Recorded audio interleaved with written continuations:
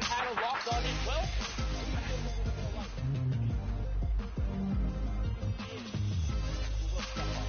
that totally reminds me of that scene where George all of a sudden realized everyone uprising against Regina George, and that's right there. All of a sudden, the lobby folks just decided, enough, Mongo Nitro Station, enough. We're going to put you in your place for the time being. But hey, that place is on top. They're still doing good. They're still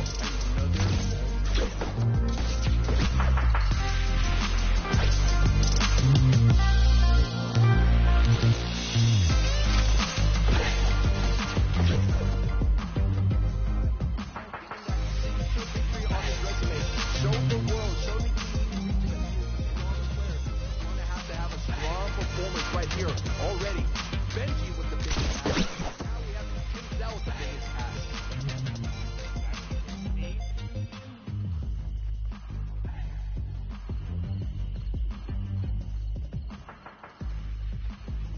And now we're on to the next trio as he gets beamed out of the sky. The Bouncer Shockwave not executed well enough. He says, how tall do you have to be to ride the ride? Well, regardless, the two-time Dream Hack champion swatted it down there, so we're going to hop on over. Capitalizing on the opportunity. We have Gamer Origin, Siptos, on Legends 10, and Navi touching again.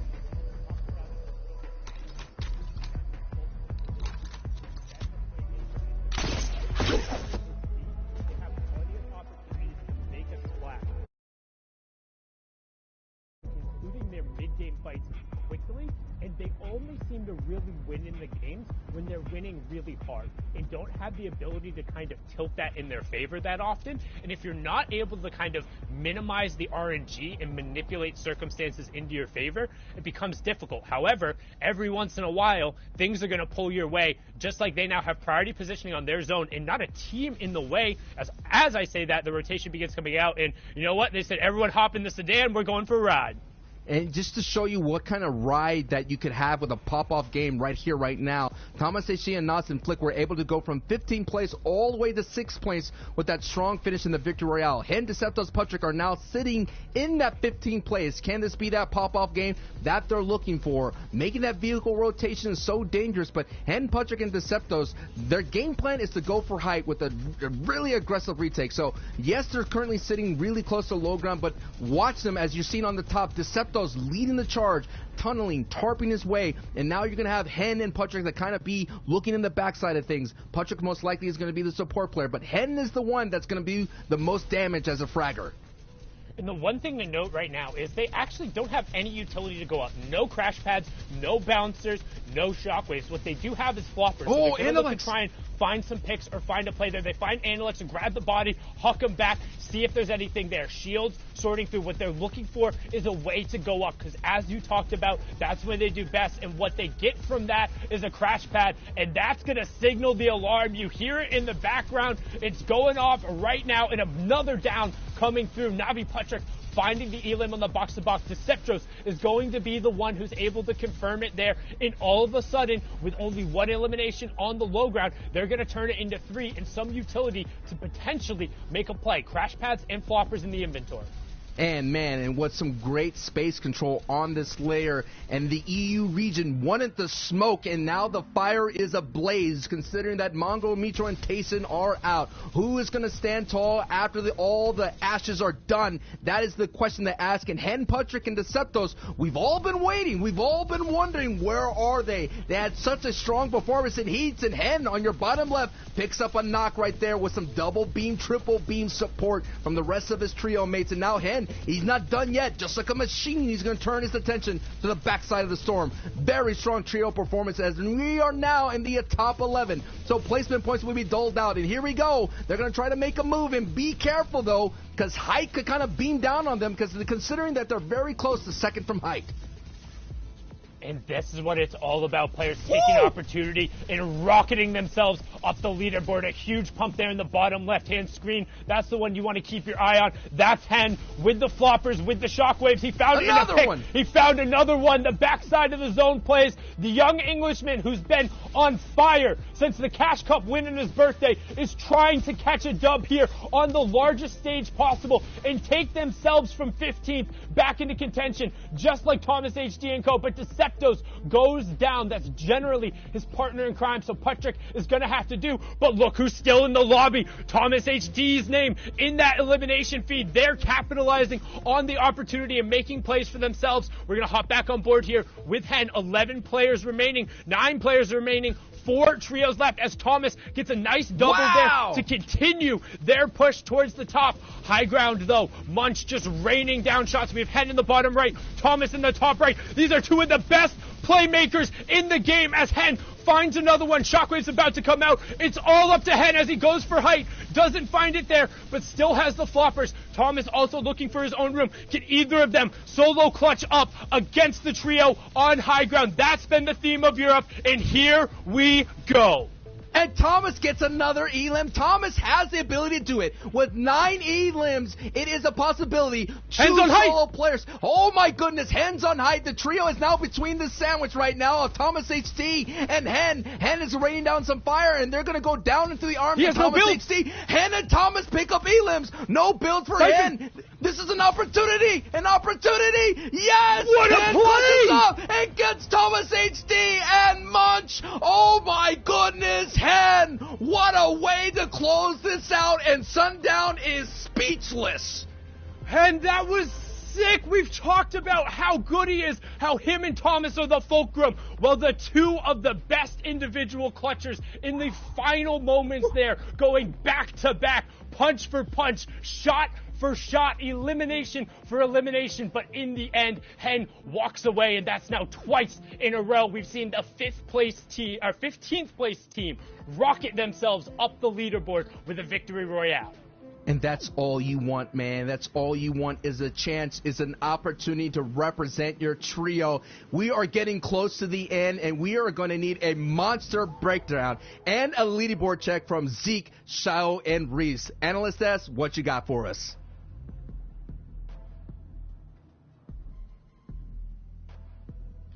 Bro. Day 2 of EU. Y'all bringing the heat right now. Oh my gosh. I'm just shocked. Like, bringing the hype. Bringing the hype. Hen, first of all, I love that Sundown specifically yelled out the moment that Hen took this game into his hands. He literally goes for height. He drops a person that's chilling in the circle safe, and he just holds there for a moment. The minute he picks up the siphon, he's like, okay, no one else. I've got the lay of the land. I'm just going for it. You'll love to see it. Now, we have to take a look at the overall standings because the story is still Mongrel, Mitro, and Tayson. I don't know how they're doing this, how they're pulling this off, but look at this lead. It's a lead that's shortening every single game. This game, 21st place, they had 6 elims, so they made it work, and we'll break down how and why in just a moment. But look at some of the new names on this page. Flick, Anas, Thomas HD, 4th place, 45 elims, a victory royale, and 121 points. And how does this sound for Flick, Anas, and Thomas HD? Last game, 15 elims, victory royale. Now, 3rd with 13 eliminations. So they've just, I think they've tripled their points in 2 games coming up, and they've jumped up the leaderboard to 4th. And now look, only 3 points away from Kinzel, Wolfie, CRR in 3rd. So they're almost jumping up again into 3rd place from this play. And on your kind of whiteboard, it says hype. It's for me just shock. And for these guys, the word is hunger. They want to get that top spot. They're climbing from the depths, the pits of these leaderboards. Right behind them, too, look now. And Deceptos Putrick in 7th place. They were in the top 15 before. Benji Savage lets you have to fall because some trios need to be moved down as others move up. Floki, Clement, and Nakos are still here, though, in 8th, trying to survive with all this chaos and pandemonium going on around them in 6th to 10th page, and we're like, hey, you know what? Some of these names are the same. We're just seeing kind of consistent gameplay, and it's changing around every now and then. But this is just, it's all over the place. Teams are having huge pop-off games. They're moving left, right, and center. And this is the kind of excitement we really want from a grand finals. I mean, it's just ridiculous to think that Mongrel, Mutual, and Tayson are like slowly like climbing this mountain. And every single game, there's a new trio that is grabbing onto their packs and saying, no, not yet. Can they close this gap? We only have 3 games left. With performances like this, it can literally happen in the last game. Like, it's crazy to think as well, they swapped up their drop spots 2 games ago. And this is the result. These are the results we're seeing. Yeah, and we were shocked about... Oh, yeah, go for it, because this is Retail Row. I know, Retail Row, we've looked at this. This has been absolute pandemonium over in Retail Row. There's 4 teams landing here now. Just for a memory check, there was no one landing there since Flick, Anas, and Thomas HD left. People saw it, and they decided, hey, let's all go there at once. And there's 4 teams at Starks too. You just saw Mitro and Mongrel trying to land, look up, and dip off. They go towards the garage, took a car to Retail Row after the fact, and the remote fight surf as Strokey, Vidil, and Kylie in Retail Row. So if you notice, this team for Strokey, Kylie, and Vidil were not one of the teams who landed here originally. So he had 4 teams that landed here, and then this is the team that landed in Lazy Lake. They said, hey, we need Storm Surge tags. Where is everyone? And apparently every single team has landed in Retail Row, so that's where they went to fight and get some Storm Surge tags. After all the chaos in the early game and end game, it was pandemonium with Hen, a force of darkness on height, with a sick clutch, a trio in the midst with Thomas HD down below getting Elims too. We have literally just the most 2 insane clutch players playing the end game, a trio that just got dismembered over there at the end portion of the game too. Hen with the beautiful timing and play to get up top, get the win. We would need like 6 different packages to break that game down on how many things changed and what ended up happening in this game of EU. With so many games left, this is just going to keep happening, right? Starks, it's no longer free. Mongrel, Mitro, Tayson, what are you guys going to do? How are you going to respond? Thomas HD, are you guys going to keep the ball rolling? Is there going to be some other trio that shows up and says, look, we're putting our name in the ring. We want some of this action. Guys, this is everything I could have asked for and more out of the Heat. My biggest question is, can Mongrel, Mitra, and Tayson hold on? Can they keep the ball rolling? I think they can, but it all started with Flick, Anas, and Thomas HD inspiring the whole region to just take a risk, take a chance, and go for different drops. I'm wondering what else is affected around the map. In all honesty, I just want to see 8 teams land there now. That's what's the, like, surely that's the natural next step. We've seen 3, and then we've seen teams in Retail Row landed there. Let's just all go start for this next game. Let's give us a good package to something to talk about, something crazy. The story is like insane, you know? It's like, okay, Thomas rallies the entire lobby. If Mongrel, Mitchell, and Tayson win, then they defeated the entire lobby trying to contest it. Otherwise, you're looking at Thomas HD's trio, and it's like they pulled off the unthinkable. It could go either way, Fortnite fam. And we're coming down here to the last handful of games. We gotta kick it back over to our casters. We gotta keep the action going, the momentum going forward. We hope you're enjoying all the action. For now, though, let's dip back onto the battle bus. We got Sundown and Sancho to take us in.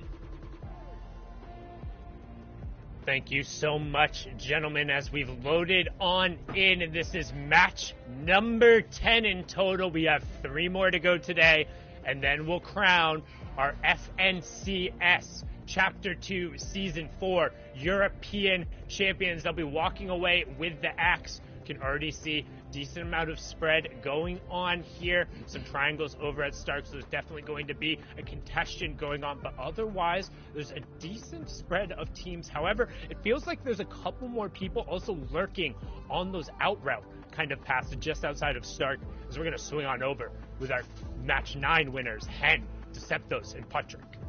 And what a great performance from Hen, the clutch factor that he has, coming 15th place going into that match, getting the clutch victory royale as a solo, got them to 7th place. That is going to be huge, and that is thousands of dollars of pop-off game potential right then and there. And we've been talking about it the entire time. We've been asking, when is Hen and Deceptos Patra going to pop off? They had so many great pop-offs in heats. They kind of surprised everyone by strong performance. I believe in one of their heats or qualifiers, they had like 3 victory royales. They look super strong going into the grand finals. And unfortunately, it took them a while to get their footing here. And finally, what a big way to get that foot through the door here. And having an opportunity to at least get into the top 3 now, considering that if they get another pop-off game, Sundown, it's possible that they could get it right up in there really easy. Yes, so far, the story of day 2 has been the fact Mongrel, Mitro, and Tayson opened up big, and then all of a sudden, everyone had enough. They're like, why are we so scared of them? They haven't had fights this whole time. Let's go see what's going on. As actually, we're going to swing way away from start here. Mongrel and Tayson out in the middle of nowhere. So this is something I kind of wanted to talk about a little bit. Having a secondary drop spot, having somewhere to go when you are contested, whether it's a scavenger route or being able to go game plan somewhere else. It looks like a call was made. However, that call might come to bite them in the heel as Tayson gets picked up by himself. Mongrel forced to rift away without a shotgun, no excess heals, just a shockwave, attack SMG, an AR, and a prayer that he doesn't draw any attention as him and Mitro are going to be forced out and into a really rough scavenger route. It just kind of reminds me of that Pikachu meme. It's like you post that you have the power POI, and they're like, we have this uncontested, come and take it. And all of a sudden, when Trio starts showing up and contesting you, you got that Pikachu surprise where it's like, whoa, wait a minute, I wasn't expecting this. You gotta expect this. It is kind of what happens in most FNCS competitive play. When someone builds a big lead, the only way to slow them down is to contest, and it's to fight. As you're seeing in the feed, the Dual Media and Co. picking up a knock on Benji. So that is another contestant spot that we're seeing, that we're watching here. But the story is, can Mongrel and Mitro survive this mental test? We all know mechanically in game they know how to rock it, they know how to slay, they know how to box fight. But a big important factor in FNCS competitive is their mental. The mental is what matters so incredibly much, but we've seen before that as long as Mongrel is on his feet, he's going to be capable. However, they were forced to rift out, and you saw the shakedown come through as well, so there's going to be absolutely no opportunity to get Tayson back here. He's going to be forced into a backseat coaching role. And now, again, Mongrel is desperately looking for any form of shockwave before he gets caught into a fight. But Blaster Alpha and Nikov, the ones who got the elimination or Tayson, they see red in their eyes. They see that first place. And if you're not ready to defend yourself, you're going to go down quick. Mongrel gets picked up, shakedown onto him. It's the one time he's been bullied so far. The last 3 games feel like they're getting to him a little bit now as Mitro shaking down, and he's going to be running away, trying to avoid going down here in 31st. But AR shots from both sides. Matzo Amplify and ADN on top of Ruins doing what they do best, looking for those AR tags, and it seems like 3 games in a row, Mitro, Mongrel, and Tayson, and you know what? He gave it up. He said, if I'm going down to the Train H boys over there in the Ruins. You took my other 2 teammates. We'll give 1 point over there, but that is tough. And again, hey, I'll say it one time. If you're in first place there, if you have the only spot with a vote, and then a team is able to win, or not win, but at least push into the top 3 twice in a row with double-digit eliminations, you better have a backup plan. All you need at this point from that top trio is 1 good game, and nobody else will be able to catch you. You need to keep a little bit of pressure. You cannot crumble in the final moments. And it seems like that might be that horror story from Season X, the MMB trio, where they dominated from wire to wire and then came up short in the final moments. Oh, man, you just gave me goosebumps, man. It's like you're telling a spooky tale. We're all sitting around a campfire, and you're like, let me tell you the tale of what went down in Season X. So it just shows you that the outer POI teams are very strong teams. It's a very dense talent pool out there, and you kind of test those waters out there. And I think at this point, Mongo, Mitro, and Taste, you talked about having a secondary backup plan. I think they still have to give it a chance. They have a couple of games to deal with. We've already seen Mitro, we've seen Giannis, Xweez, and Andalex. Kenzel, Wolfies, and CRR are the ones that are in striking distance. A new member now is Flick, Anas, and Thomas HD. Haven't really capitalized on not being around, so maybe why not take a dip into that? Take a stab back into it and stake your claim back in the Stark industry. It's possible to be able to do it. They've won that fight a number of times. It's very practiced. The issue is when there's more than just one trio there, it turns into a clown fiesta. You can cue the circus music that everyone loves in the Fortnite community because it is quite literally people trying to 50-50 guaranteed chess, desperately trying to get a vault key, maybe get the vault key and then dip for a second for an opportunity to come back in, deny the people those resources, and then get the late rotation as the storm has come through. We've seen people do that before, but now, with 3 matches on the table, Mongro, Mitro, Tayson, off. Andalex Janis currently in second. They both came from behind to get their wins in the FNCS Duos and the Invitational. They've read this book before. The question is, can they write a sequel, and will it be that bestseller? Because coming into the match, they are the ones in striking distance. There's a number of other teams who are about 70-plus points out who could potentially do it. This team 40 points out. That's a solid victory royale to then be nose-to-nose with that top trio again. And if anybody is capable of doing it, it's Jonas, Duck on top, aka Xweez, and Andalex. You're taking a look here as well in 5th spot. Flois and Dreda and Louis. They're another trio that have been having a very quiet day. And Dreda is one of the top slayers in the region and in the grand finals, doing really well, picking up double-digit elims so far. So that is another trio that we haven't seen a lot on the desk here on the broadcast, but no doubt they are actually making waves and baby steps their way up the leaderboard. Wolfie, CRR, Kenzel, we saw in the previous match that it was essentially up to Kenzel to kind of hold on as long as possible, and then he got taken out quickly on a rotation. So maybe that mental check, you see that trio that I mentioned, Flois picking up some elims there in the feed. That team is still around. Listen, it was looking like the Mongo Mitro Tayson show. It looked like we were just all watching Mongo stream from a secondary POV, but not so fast. The EU region has stepped up. They've taken the challenge. They hit the Giant in the jaw. Question is, does the Giant have enough time to get back up? And if the Giant does, I think one big game from Mongo Mitro and Tayson will put it all out of reach.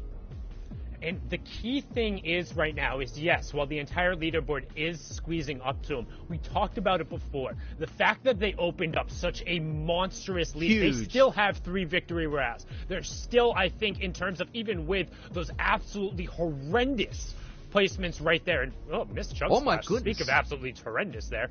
And again, sorry, don't mean to continue the train, but saw in the Elam feed, Hen actually ended up getting a knock on Janice. So absolutely horrendous is turning into horrific. As we said, while they built up such a huge lead, the top teams, the top 3, and the one team who mattered, the French trio coming out of Sweaty Sands, hasn't been able to capitalize on that opportunity. They've stumbled. So that Hare, despite him dawdling, despite him going and grabbing some tea and maybe stopping over to help a neighbor with a fence or something, they're unable to close that gap right now, and again getting a little bit of harassment put onto them. Taking a look here, the record for day 2 points in all regions was set then matched in the last 2 games. It's just showing you when push comes to shove, when you only have a very limited opportunities, people would just play out of their minds, play out of their bodies, have what are you looking at? An extraterrestrial type performance, out of this world performance, and that is what we're watching unfold right in front of us in Hen, Interceptos, and Patrick. Hen, he's one of those players that could heat up and microwave himself, and I think that confidence, those 2 major performances, and especially that clutch that Hen had in the previous, getting that victory royale, could be the thing that kind of catapults him, and that is another dangerous up-and-coming trio that is knocking on the front door, that top 5. And Deceptos has been around forever as well, somebody who is very, very, very consistent, the player for Gamers Origin. And Patrick, as of late, has had some very incredible results as well for the solos. So it's been largely them getting their chemistry. But I'm going to put myself a little bit on blast here. They were my prediction during the Week 2 qualifier. But kind of when we talk about them, like with the analysts, I always call them a bargain Thomas HD trio. They have the same kind of clutch potential in the clutch duo between Hen and Deceptos. That's my analog for Thomas and Anas on their side. They're still a Become Legends player on either opportunity there, and they have some of the big moments and some of the huge solo results, but not quite necessarily there in the team modes. And there seems like right now they're pushing that level up a little bit more, but their issue has never been their ceiling, it's been their floor. You have to bring that skill floor and your placement floor up if you want to be able to contend seriously for a top 3. And while kind of right now, that amazing performance of last game is pushing them up into contention, they need to ride the momentum, which is something we've seen they're capable of doing. Seeing in the feed that the trios, Floki, Clement, and Akos, are having their momentum slowed down a bit, considering that they were in the top 3 and they're sliding down to 8. There's people moving up, and now we have trios moving down as Flois as well. That is our top 5. I already saw Indreda getting confirmed in the feed, so we've gotten some multiple volatile action happening in the top 10, and it's not over yet until the final bell has been rung, and we're still, this is game, essentially the last of the 3 here. We still have 2 more going in. This is the last moments, the last frames, and Cami, Rexo, and Altor are doing really well. They got a victory royale here today, and that's going to be a strong opportunity to at least stop the slide for the moment, because Hen and Anas and Thomas HD, that they just came out of nowhere, man. They just out of nowhere just heated up, and wow, man, that was just a crazy ride those past 2 games to see these trios that we've been hyping up the entire heats kind of perform here in grand finals to make us feel like, hey, at least we know what we're talking about. Yeah, and another trio who I ended up predicting and has been unable to take advantage of the opportunity so far today with only 35 points here is Floki, Clement, and Nakos. And I'm actually a little confused because I saw one of them get knocked and I thought confirmed early, but I guess not coming through there. Is Clement going to pick up another Elam on his side? This is something we see this trio do very often. They are not afraid to fight wall-to-wall and box-to-box in the mid-game situation. They do so more often than any other trio in the region, and they're able to convert on that there, finding 2 eliminations in what feels like getting a footing in the game for the first time in a while. And we are going to get a scary in-game again. We saw a scary one up in the northwest area, all aquatic, but now we have a mountainous terrain, Old Man Mountain. There's 2 of them, a crazy valley to go through with a river, and at the same time a bridge that cannot be broken. That's going to be interesting to see how the in-game leaders navigate this treacherous in-game. And we talk about the tale of Old Man Mountain. For those of you unfamiliar with competitive Fortnite, when you get into those endgame zones, the safe zones move completely outside of where the current one. It's called the moving circles, and it happens between zones 6 and 9. But the tale as old as time is Old Man Mountain will always claim his toll, and the change in verticality forces players to either burn utility, build up quickly, or just fall. And I reclaim always go back to the epic Mr. Savage Shadow Bomb clip that qualified him for the World Cup as the epitome of Old Man Mountain taking it. But right now, we're just going to see who's able to get some space, as yet again, we talk about it, our second place trio unable to capitalize on the opportunity that is given, handed to them, literally handed to them on a golden platter, but they're not finding the placements in eliminations to make up for the fact that Mitro and Mongol are getting stonewalled right now. I can tell you who's taking advantage, though. That's Hen, Deceptos, and Patrick. Hen getting on the left side of that Elam feed on Wolfies. So we'll see if Kenzel Wolfies and CRR, if they are in shambles. Right now, Andalex and Xweez are in shambles. It's just a matter of look at it. Yeah, I mean, the builds are not there, and you were taking a look at the zone. It's going to be all between all that terrain. It's going to have the river in it. There's going to be multiple layers to navigate. It's just not looking good. They're going to desperately need looking for a refresh, Sundown.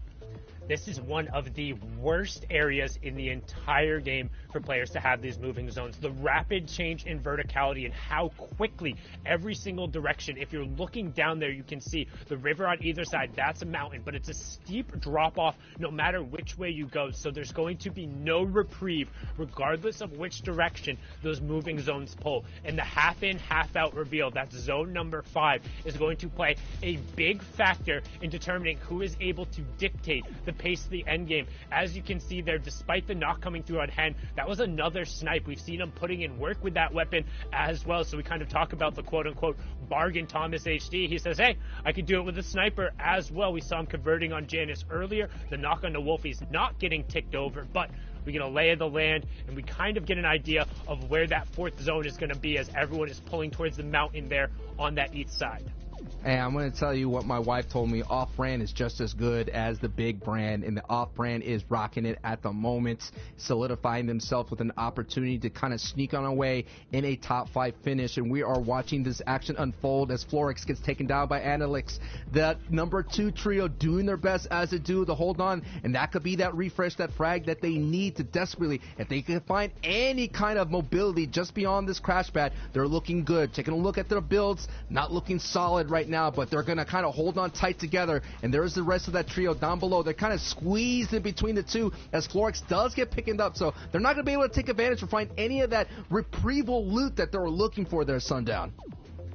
Which is really, really what they feel like they need. You can tell. Oh no, did they just lose the shockwave? They left the shockwave on top of the cone and through the wall.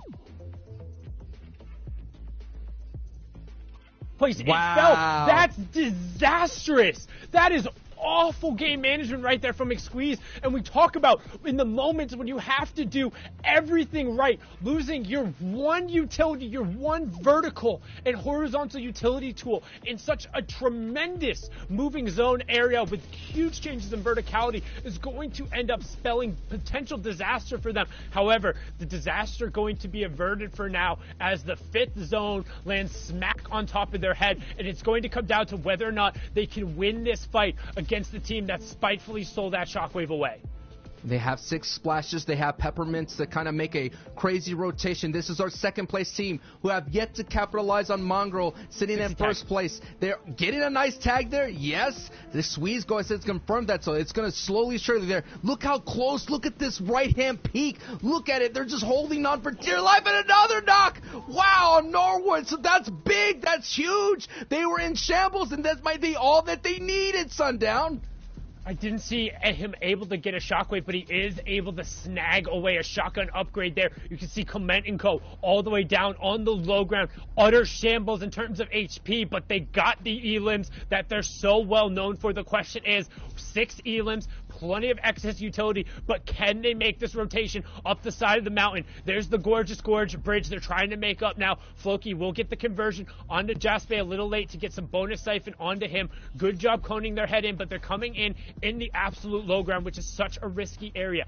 This is a trio, again, we talked about it, they've been banking on consistency points, but running into a tough time. Now building with hard mats. 18 trios remaining. One more will go down, and the placement points will start. And the 2nd versus the 4th team on the walls of each other right now, and Andalex is going to hastily retreat, saying, not now, not outside of placement points.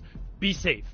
We took a look at 4th place, and now it's on 3rd place right here. Kenzel again for the 2nd game back-to-back, riding solo dolo. He has some shockwaves if he gets into some dangerous situations, has some decent amount of builds, but it is the lack of power weapons that's going to hurt Kenzel. No doubt Kenzel's going to do his best to kind of emulate his DreamHack championship. The back-to-back champion now is back-to-back solo. He does get priority of zone, but I just don't think he's going to have the ability to hold on as much as possible. A trio could easily overcome him. Yes, you got one player, but with that blue power pump, it's not going to be enough at all. You're going to get traded out so easily. But hey, Kenzel, all you got to do is stay alive. Just get to placements, and you'll be able to get closer and closer and get away from Flickanos and Thomas HD, who are right behind you.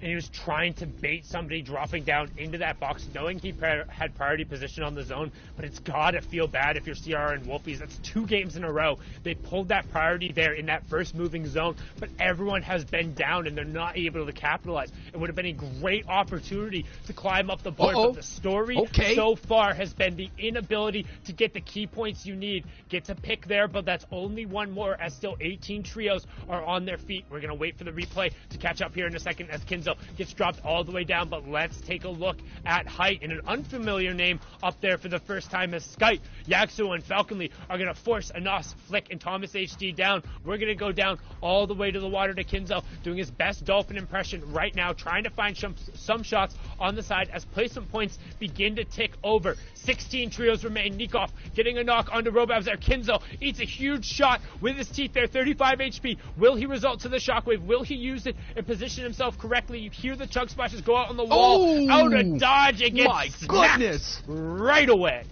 Unbelievable. Esweez is still alive, though. Esweez has an opportunity just to get a little bit of points, but it's going to really hurt because, look, he's at the very bottom, and he has to go up this elevation, and the trade hard trio of Falconry, Yasuo, and Skype are looking to have the opportunity now to add some points to their leaderboard and be able to get up more. These are thousands and thousands of dollars victory royale here that's up for grabs. Now let's take a look here at some other trios. Now we got Nikov, all with his trio of mates, looking very strong, but the story here is Andalex and Esweez who are still in this. Look at them in shambles on the low ground as Nikov picks up an Elim. That trio is fighting at full force. And now look at your left side here. The storm is going up and up Old Man Mountain.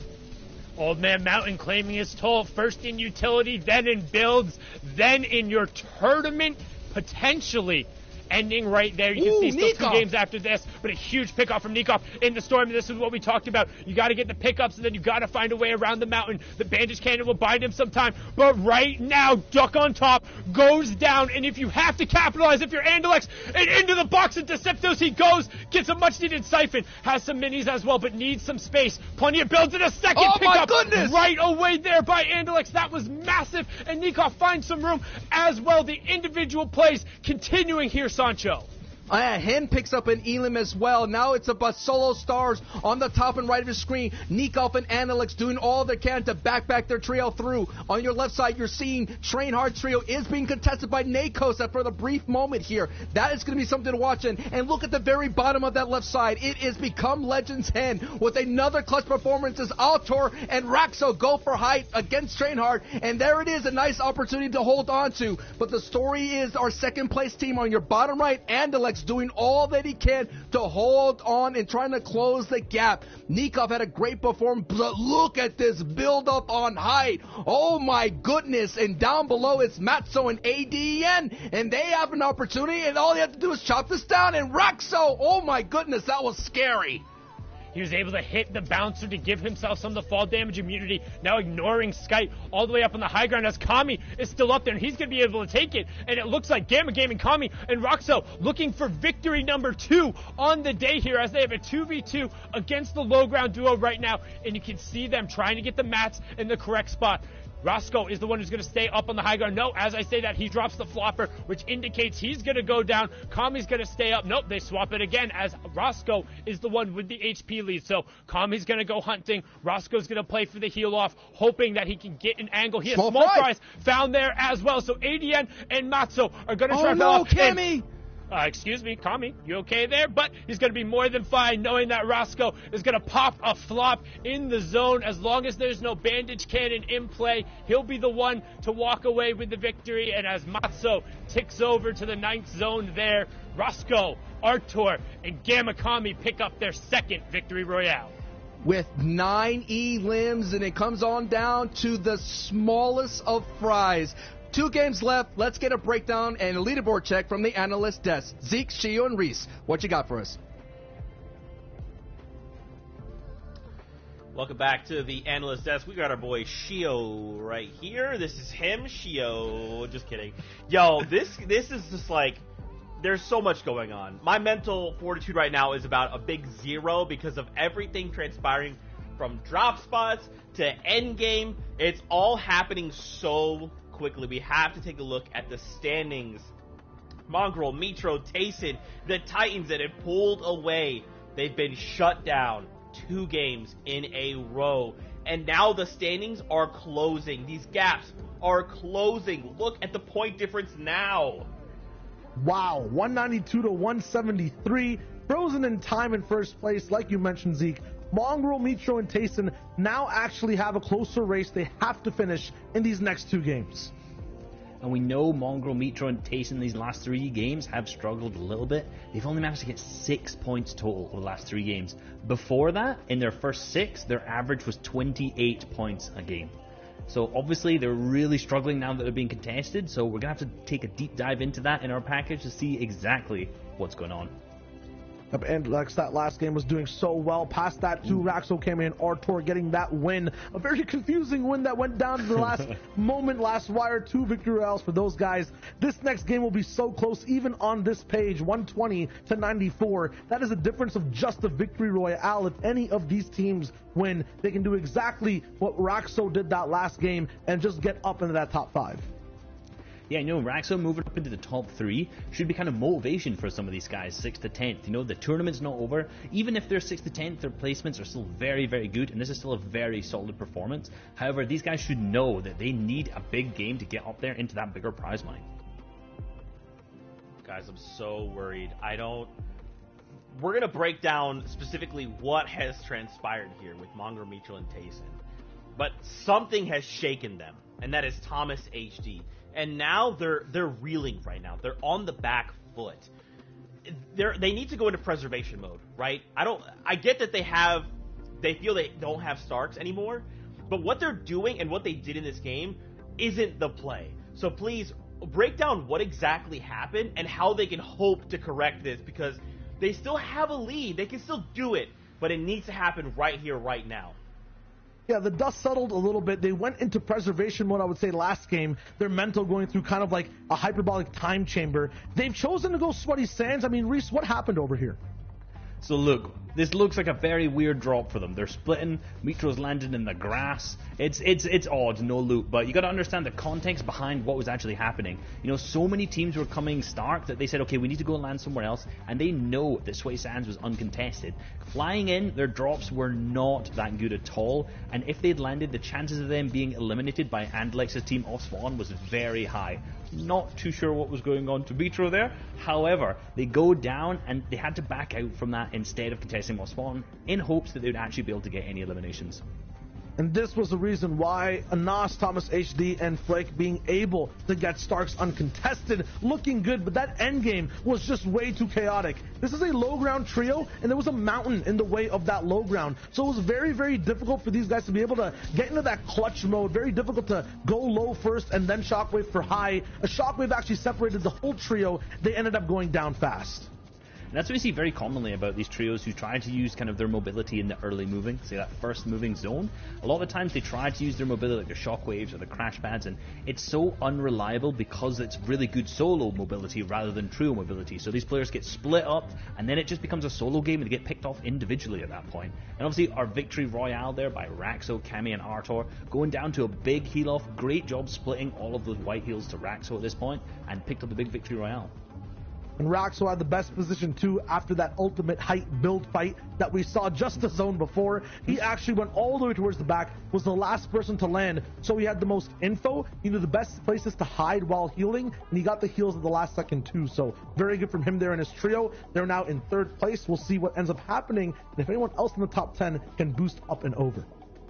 And for Raxo and his trio, they already doubled their points. They came into day one with only 41. Now think about that. They've earned 100 points, and now they're in top 3. That's fantastic. If they don't even make it to first, just being able to say at the end of the day, I made top 3 after coming in with a performance of day one like it was, that's going to be incredible. That's so much prize money, so much recognition. But now the question becomes, with 2 games left, what can Mongrel, Mitro, and Tayson do? I'm very concerned that Genis is going to take this away, right? His trio is only 20 points behind. This is striking distance. They can do this. They can, but I feel like Mongrel, Mitro, and Tayson have had that breather. They've taken 2 games. They'll be back hopefully at Starks or somewhere where they look confident. Yeah, they've made the mistakes already. These guys are now going to go, we tried this, that didn't work. We tried this, that didn't work. Let's get back to our bread and butter Stark Industries. Bro, they have to. They got to run it back. They have the pieces. They just need to reset themselves, center back up, and aim towards the end of the last 2 games. Fortnite fam, 2 games left. Who will be the FNCS champion?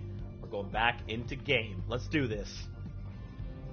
Thank you so much, Zeke. 2 games left, and all is semi up for grabs here. We're seeing some great performances. The pop-off is all coming down, and they're trying to catch up that huge lead that Mongo, Mitro, and Tayson built here in the first day. And a little bit of this one, I am Sancho West alongside Sundown, and it has been an amazing ride. And while I have this opportunity, I would like to thank everybody on the production side, Shayo, Reese, and of course Zeke. It has been an honor and it has been a privilege calling all the action. And man, just 2 more and that's it. It's over. A month's of work here, Sundown, all coming down to these 2 games.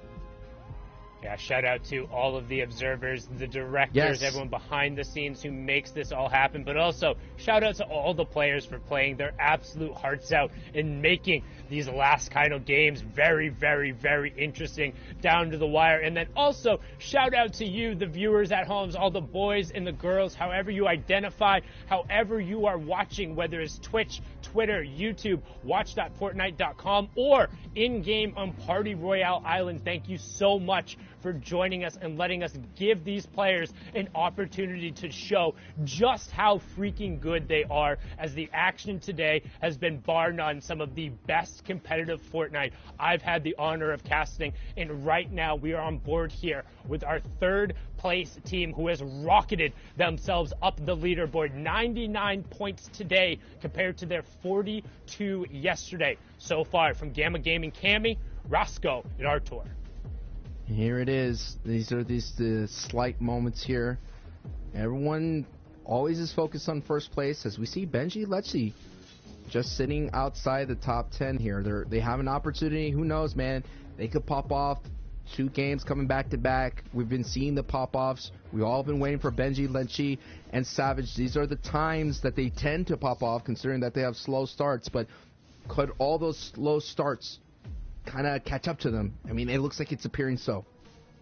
And I mean, right now coming into this game, they were in 10th place. And looking at kind of how they've played the entire trios, I would say that's about representative of what they've done. And now we're going to hop back on board here. Here is that number 1 team hitting their alternative route, saying we'll leave those 3 teams over there, and they're just on the western side, outside of the Lumberjam. You can see immediately they have a legendary AR onto Mongo. They're going to look to set up for an ambush, but at contact, they're just kind of backing off. Don't want to take too much of a risk. And it seems like, to me, there's a little bit of hesitancy around this alternative route. I'd be very interested to know how often these guys have practiced one of these alternative routes, as there are a bunch of other scavengers who kind of play this area. There's a couple of guaranteed henchman chests down here that make this not quite so much of a risk compared to some of the other scavenger routes, but also just ipso facto, because of where they are on the map, they're rotating right past Andalex and Co. up in Sweaty Sands. And that will be interesting if they clash. That is 1st and 2nd place. If they clash together, we know that throughout historically in these things, the scavenger team is not going to have the power advantage when it comes to a team landing at a POI, especially as powerful as Sweaty Sands. As my boy Ozzy Antic stated, there has been a little bit of an upgrade with the trick-or-treat candy that's been around. Yeah, but the trick-or-treat, all done for today. The candy's still there, but it's all serious business, as we've seen. Tayson, Mitro, and Mongo ran away with it. They were the freight train on day 1. Then matches 1 and 2 today, 5 and 6 overall, 17 points and then 38 points. They're averaging 25 plus points a game. Since then, they've only been able to scrounge up 6 total points, and those were all from the eliminations in another shambles game. So the second somebody stepped up to the table and said, hey, what do you got? Well, they got forced away, and now can they continue to just hold off the horde that is EU? And here is their number 1 challenger, the one looking for the belt, to deny Mitro and Mongrel that signature victory, the trophy on the shelf, and its players who already have one. I gotta say, though, to be real, yeah, Thomas HD, they're the one that stepped up for that brief moment, showed the chink in the armor, showed the weakness, showed that they had a weak spot. Yeah, I get that, but it was then like four other trios decided to all step up at the same time once they saw that the beast was vulnerable. To be fair, Mongrel, Mitro, and Tayson, they've worked really hard to build that lead. And, you know, I would guess the rest of the EU region is probably kicking themselves knowing that they could have had those opportunities earlier on. But when you second guess yourself, it's just like when you cross the road, like in those old school games, you know, you gotta be no hesitation. You just gotta get it. You know what I mean? And that hesitation may have cost a lot of trios opportunity to walk away with the FNCS Trios Championship. And at the end of the day, a lot of money is going to be rewarded and the Axe of Champions. Look at the bottom right of the map. Look at the bottom of the map right now. Oh, he saw the pings. Oh, that's so unfortunate. So, Mitro, Mongo, and Tayson, those are the yellow triangles in the bottom right-hand corner there. It might be a little bit difficult to see for some of our mobile users out there as well. But they were trying to set up an ambush. They're trying to cut off that white line rotation path, knowing that Andalex, Duck on Top, a.k.a. X-Squeeze, and Wave Janus are going to be rotating along that path. They're trying to secure the victory royale. They're trying to secure the overall tournament win right now by stopping them on their rotation here. If they're able to deny this rotation and not let these guys go past, that's it. It's over. We could be watching the entirety of the tournament come down to a single engagement, but they spotted it out, and will they be able to go around? As we're now going to swing on 2 of kind of our movers and shakers, 2 of the catalysts, 2 of the trios who've been popping around the map a little bit more actively than anybody else. It's Fadil and Fastroki now fighting off against Flick and Anas, with Thomas being the one who got dropped early. So going to be a lot of the pressure onto Anas to make this happen, as Kylie now joining the fray. And Vidil's trio are still very dangerous. They were very dangerous in the heat. They took out a lot of big names, so this is not going to be an easy engagement, as, yes, Thomas is gone, and Nas and Flick are going to have to do it solo. This is a trio that is just moving up, and we've already seen Wolfies, Kinzel, CRR. They are only 3 points right behind them. Kinzel, Wolfies, and CRR have unable to take advantage as well of Mongo's, Mitro's, Tayson slide. But now they have to focus in and deal with the challenge of Kylie, Fasroki, and Vidil, who had a very strong heats, and now the grand finals just have unable to produce that. But we saw this in heats, man. Just those last 2 games, Vidil was able just to show up and all of a sudden start slaying. Yeah, Vidil is somebody, we've talked about it time and time again. We talked about it during the qualifiers, able to go toe-to-toe with the best in the region during the solos competition, just absolutely waxing Mongrel 65% of the time. We saw him put him in a blender as well during the heat competition, but Mongrel's been the one blending everyone else, as Anas is able to find a good shot there, but it's only enough of a reprieve to pop his big shield, which to me shows how nervous he is. He's not confident enough to get the siphon. He doesn't want to go down here knowing that Flick has no excess shields. He's going to be the one to make the play. He's the one with that epic pump shotgun. He has the ability to hit those big 200 damage pumps, and he needs to make something happen, especially with only the 4 builds. You can see that under the 1 there on the Elam counter. So it's going to be a quick little ambush shot. However, each one of these players, minus Vidil, is in a relatively healthy range. Now you can see we're going to rotate back over to another team in contention. It's Wolfie, CRR, and Kinzel. It's so dangerous. We've already seen Kinzel be back-to-back solos all by himself. It was up to, him to kind of hold on to placement points, and unable to do that. Wolfies and CRR have already gone down twice. They cannot afford. The slide has already begun. They were in top 3 for the longest time. They worked really hard to get there with a phenomenal day 1 performance. Their day 2 was getting just as good, and unfortunately they hit, like you mentioned before, a stone wall. But Kenzel, the back-to-back DreamHack champion, I just like to say that because that is an unbelievable feat in itself. Wrangle in the other solo stars, the CRR Wolfies. They've been cementing themselves as a strong trio, and now we're just seeing the inconsistencies kind of show its ugly head at the most inopportune time, considering there's only 2 games left, including this one. We're getting closer and closer to the end game. I think, actually, to quote that famous doctor, it's the end game now, Sundown. We're in the end game now. And the end game for this game is what's going to matter, but keeping an eye on the top left, Tayson gets a knock onto Gianza. If they're able to convert onto that and just staying in the lobby is what's most important. But we've also saw in kind of that match number 9 situation, you can't draw too much attention to yourselves. You have honestly quite larger than a target on your back. It is a missile silo. It's a huge red X that everyone is looking for and trying to figure out where you are. You can even see Jonas stuck on top, Andox marking some spots here. But currently, our number 2 ranked team, the only one who can realistically catch Mitro, Mongo, and Tayson, they're below that Storm Surge threshold, and right now they're starting to take shots from the Rift. They're trying to get on the opposite side of this, but they're going to be very heavily split out. They're the orange triangles there, and they're being cut off on that rotation by Mitro, Mongo, and Tayson. X-Squeeze takes a ton of damage, duck on top, down to just 20 HP. Janus desperately trying to find room to pop some of those mini pots, and the pressure's coming. Storm Surge is also coming. There's another team on their back, but Nems gets picked off. Sometimes all it takes is a couple bullets thrown in the right direction, and Nems going down there might have been that pivotal moment. The key thing, you're throwing a lifeline into the tournament, and it was Nems to push them above the Storm Surge. The 2 tags coming through. Andalex trying to snipe his teammates out with the bandage cannon, chucking slurp fishes. This is desperation defined from our second place team right now. Mongrel and Co. finally getting the conversion onto their first elimination, but they cannot go down here. They have to make this rotation, and it seems like it's almost too early in the game for this pivotal of an opportunity. But looking back in the storm, it's Mongo and Mitro. They're the ones who got bogged down in the storm. They recognize that and got out of dodge. What a great rotation from Andalex, Janice, and X-Squeeze to get out of there. And now Tayson, Mitro, and Mongrel are in the same situation we talked about,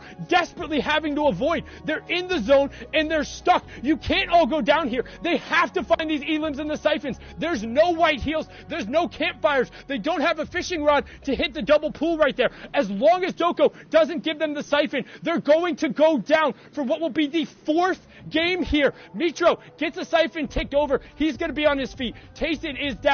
The Elam will finally come through, but they have such a long run, and the 2 points isn't going to be enough, as we already saw the second place team rotate ahead of them. This is the intensity that we're witnessing right here. The tournament is at stake on this rotation. Tayson, Mitro, and Mongrel, who have had a huge lead, now only sit with easily a victory royale from Andalex, Giannis, and X-Squeeze could take that lead away, and Tayson, their in-game leader, is down. It's all up to Mongrel and Mitro to hold on, and at the other side of this rotation is this, and they're being gatekeeped. This is an opportunity to be sighting out as well. Giannis is in trouble, only down to 1 mini. Oh my goodness, Sundown, as Mitro gets knocked as well. Yeah, Mitro going down on the side. X-Squeeze knocked. Andalex knocked. Janice, if there was ever a time for heroics, it's now. And Lanouk said, we're going to close the door for them. It's going to come down to the final match with an 18-point lead on second place. All of a sudden now, the teams 3rd through 8th. You know what, Sancho? You smell that? Smells like an opportunity. You know what? Meat's back on the menu, boys, as the top 2 teams fall outside of the placement points. And now, for what feels like the first time in a while, the European Horde can raise its head. They can kick open that door and announce their presence going into the final match. Absolutely. For the first time in forever, we might see someone new, and I'm so excited that it's literally going to come down to Game 12. Now we're seeing Wolfie, CRR, Kenzel. They have an opportunity to make things interesting if they have a pop-off game into Victory Royale. You're just seeing Mongrel there finally getting through, picking up an elim. That's going to be nice. It's going to be that, hey, it could all come down to one elim point, one placement point. We already saw in the heats it came down to one shot from qualifying into the top 8 to get into the grand finals. We're talking about an entire month of FNCS competitive play all coming down to these last moments in the last game. Everything's going to matter. Every gatekeeping stance matter, and it's going to be a big time finish here, ladies and gentlemen, folks of all ages. And Kenzel goes down, but Hen also gets knocked by CRR. Oh no, Hen is now the big time clutch player, and he goes down.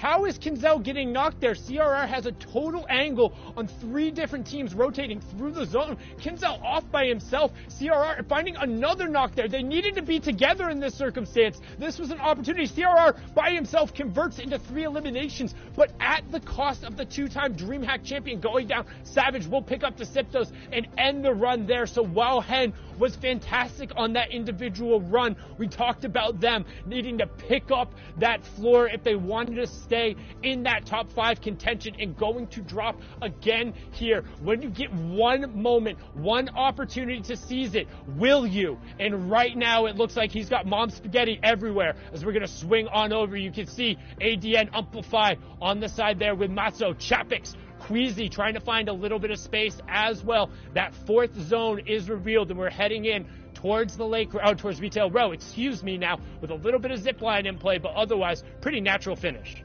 And we're going to find out whose knees are weak at this moment, considering that, look at this, Old Man Mountain. There's a couple of them out there that can kind of go ahead and chop anyone down that's going to try to make the ride up their leaderboard here. You already mentioned 1 and 2 is out. Our Tor, Cami, and Raxo had a strong opportunity and got the victory out to put them in that 3rd place. Here is another trio, Floki, Clement, Nakos, that are on a bit of a slide. They could do this. They could come around and get a victory out. And when we're going into Game 12, Sundown, we're going to Game 12 with about the top 5 all up for grabs and the number 1 spot. That's the kind of finish I want to see.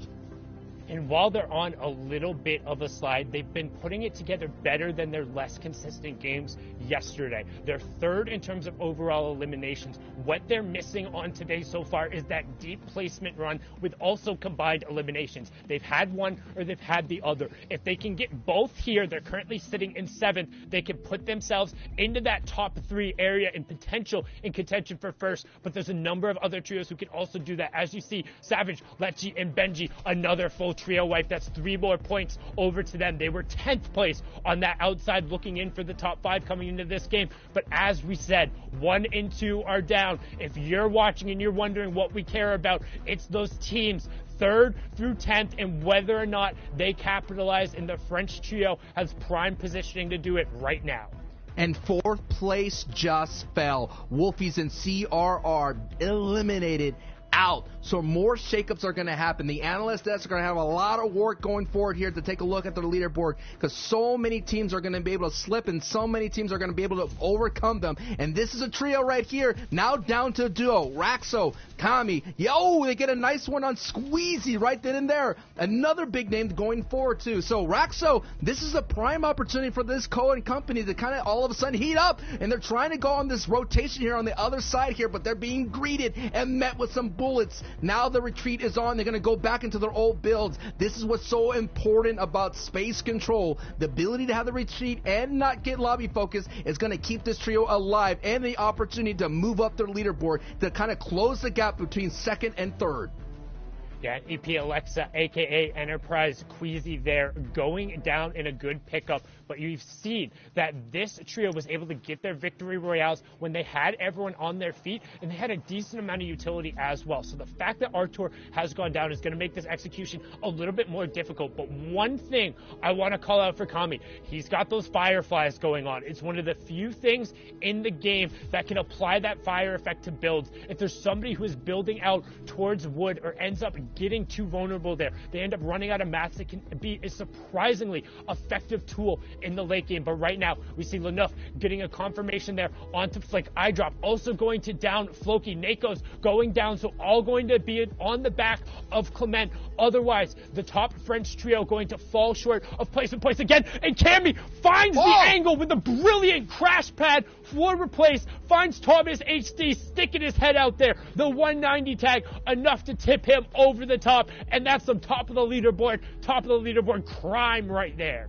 First, second, fourth, and fifth are now most likely out completely, including that knock and Elam from on against Thomas HD. Now Clement here all by himself. The 7th place trio now going to ride in the backpack phase now. And we've seen the clutches, we've seen the Lone Rangers, we've seen the heroics come out through the EU region. And Lunef gets knocked by a Nas. I was about to say, enough and Jasper are getting some big knocks at the same time as the big names of Benji. The old guard is trying to hold on tight and not let the new guard kind of come out of nowhere and take the titles. And now we're into placement points as well. 17 trios remaining. The full moving zones are out. This is match number 11 in total. We'll have one more after this, but can any of these trios, missing members, clutch up as first on board here with Clement? He's got a pepper pop, but can it turn into plentiful points? That's Rojo, aka Smash Dave, the wildcard victor, going down there. Some key mats going over to Clement, and that's one more point, but no additional placements coming through as Lecce gonna pick up AD, and Clement checks his 6, but no bogeys there. Gonna continue, try to get his HP up and riding right on the edge of the storm. The backside of the zone is where you're gonna find excess utility and the most opportunity for these solo plays, trying to find people just stuck and ratting in the corner. And Clement now tracking through these old builds, looking for his next target, as we're going to get a pad and see what the control looks like, as I believe it's Vadil and Frostroki up on the high ground. We're going to swing back on board here with Clement, and he's going to go down 16th place. One extra placement point coming through, but they're beginning to drop like flies as Anas gets Nate as well. That was Karma who's able to pick up Clement, and the trios are beginning to tick over as we have a new name up on hype. New names in the zone is going to go back into old builds. So that's going to be a little bit of opportunity, more box fighting, more chaos down below. And of course, height is going to have the ability to maintain a little bit longer. They're not going to be able to get the E-limbs because it's going to go through these old builds, but still, holding on to height is so strong because now we are in the placement points. Top 11 trios here alive, and Andretta, Lewis, and Flois are one of those top teams sitting at the top 5. They could totally make a move right here. They've been quietly doing it throughout the entire time, and this is a strong opportunity to do it with a loud statement going into the last game here. This is game 11. We still got one more, folks, and Anas picks up an Elam on pink. Yeah, Anas and Savage still on their feet, but right now, Flois, Louis, and Andrata running the low ground. No eliminations, but plenty of control in 6 chug splashes as well. They're going to find Karma there. That's M10 Sniper God getting taken down. You can see Remix still raining down shots from the high ground. They're going to be more than fine up there. No contestant necessarily coming out, but a late shockwave could be in play. So we're going to hop on board the 2-time and last match winner, Roscoe, looking for a little bit of space. He finds a huge shot. He needs the siphon, though. He has to get the siphon, and he doesn't get it. He goes down too late as the crash pad blocked his way out, and we talk about it. Sometimes it's the matter of moments, but pure seconds there denies Roscoe the opportunity to clutch up, as now we're going to hop on board with the World Cup Week 10 qualifier himself, or Week 9 qualifier, Andretta, who's doing it all himself on the low ground. First a 90 tag, finds a good replacement, then a 100 tag, second good replacement there. Snag, gonna fall to the storm. 13 players remaining as we head in towards our Tar 6. Steelix also gonna fall to the storm there. Once those conversions over, he should have top 5 and a little bit more room to work with. Here it is, Andretta being the ultimate maverick right now. Ooh, with the big time hit. Let's go, Andretta, one of the top slayers in the grand finals for the EU, showing why he has been racking up, but now this is an opportunity to actually put in some big time points here in placement. It's a top 3 situation. We have the full trio. We have Benji and Savage here. It's a 2v3 now for these last moments here, going into game 11. Can Benji Savage, this will be big. This will give him the big opportunity. But they have to go up the mountain, and down goes Lecce here. The Remix and Co are holding on. They get down Benji as well. Sean Squint here. It's going to be a strong opportunity. A game 11 finish. There it is. Remix and Co with the victory royale. 35 points coming across there, and that's their majority on the day, but it's going to push them closer in contention to the money there. But going into the last match, we got to take a look at what the leaderboard looks like and what's up for grabs. Zeke and Co., take it away. Gentlemen, thank you guys so much. You're on fire right now. These games are closer than ever. The standings will give us the perfect setup. We have a single game left to go. A championship is on the line. The FNCS winners will be determined in this next game. You guys, Shy, Reese, I'm going to let you guys set this up. Take a look at the points. Take a look at your top 5. Shy, kick us off. Reese, I want you to just tell me the one line that'll say it all right now. What is it? Well, I don't know what your one line you're thinking of, but I'm just going to let you know. Mongrel, Vito, and Tayson, if they go down, and Andalex, Janice, and X-Squeeze pick up 21 elims, they are going to take into first place.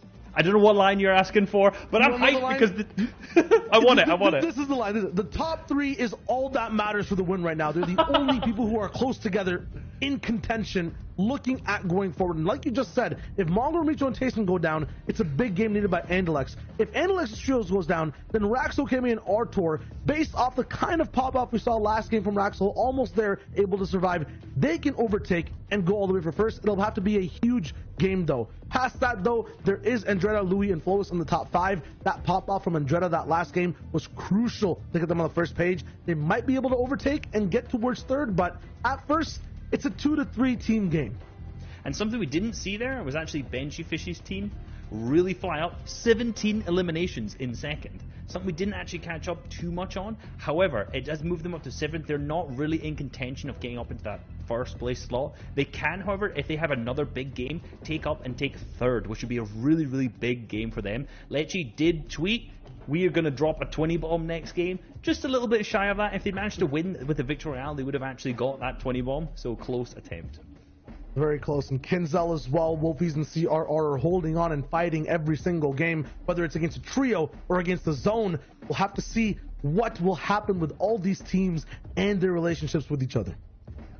And that's what you guys are going to set up for us here with these replays that you have pulled for us. Is going into this last game, we're looking at those top 3 trios. We're looking at who could possibly walk away a champion. Absolutely, and it's Sweaty Sands once again that we go back to with Andalex, Janice, and we'll see the last teammate there as well, Tayson, who's landing. But there's something new going on, Reese. We talked about this the game before, and I said that Mongrel, Mitra, and Tayson need to go back to Stark Industries to contest, and they said, no, we are going to land in Sweaty Sands. They did that, they disengaged to the west, then they kind of wrapped south all the way around to this position you can see here, and they're just trying to rotate, but at the same time, they're trying to tag up Andalex's team as much as possible. This is a strategy that they need to do to ensure that they continue to go up. If Andalex's team has a poor game, then they are going to secure this first place game. So that's why they're deep in zone trying to fight at this point, but unfortunately, they overcommitted too much and went down. But because of this, also, Janice, you can see 5 below Storm Surge. We watched this on the broadcast, ends up going down to Storm Surge. And that's what we're talking about, right? The top 2 teams going down. They're actually putting themselves at risk to try to make it happen. And there's definitely a reality where both teams are in the game, fight each other, get no points at all, maybe 1 or 2 Elam points, and then it's all up to 3rd, maybe 4th place to make that jump, make that rise, and get the clutch victory royale.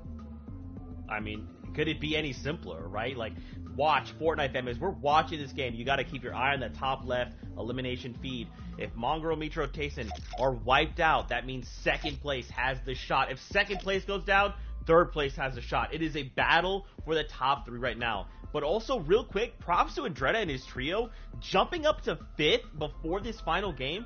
You know, again, it's not that one spot, but that's still going to make such waves, especially in your earnings, especially in your notoriety, to be able to say, look, whatever happened, we placed 5th. Very big hats off to this trio. Now, my biggest question will be, which trios come up here in the final game? This is it, the final shot. Because at the end of this, we're crowning an FNCS champion. They will hold the axe of champions. It is now or never.